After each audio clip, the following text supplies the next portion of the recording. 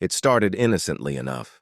I decided to upgrade my Wi-Fi network. New router, better security, a new SSID that reflected my personality. That should have been the end of it. But in Karen's mind, no change on the street went unnoticed.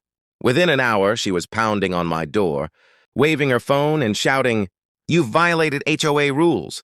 Changing your Wi-Fi name is illegal." I stared at her. What? There's no HOA regulation about my Wi-Fi.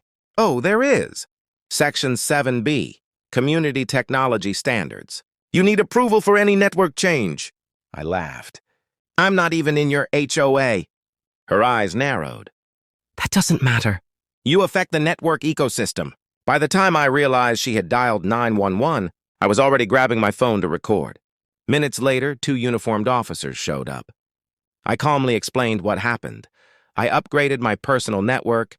The new SSID was private, and no one else's connection had been touched. The officers asked Karen to explain. She fumed, reciting paragraphs of HOA authority and community rules she clearly barely understood. One officer, curious, asked to see her paperwork. That's when things got interesting.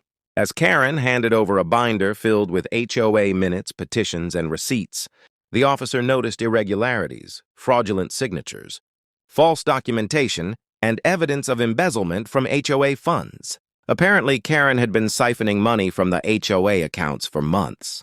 Karen's face went pale. That's not what it looks like. It looks like fraud, misrepresentation, and misuse of community funds, the officer said, dialing his radio.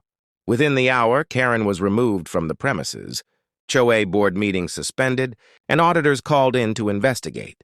Her 911 call about my Wi-Fi became a tiny footnote in a growing criminal case. I leaned against my door, watching the chaos unfold. All I had done was change my SSID, and in the process, the authorities uncovered a lifetime of deceit. Sometimes Karen's obsession with control works against her. Her vendetta over my Wi-Fi didn't just fail, it exposed her entire operation. And suddenly, the neighborhood had a very different problem: keeping Karen accountable.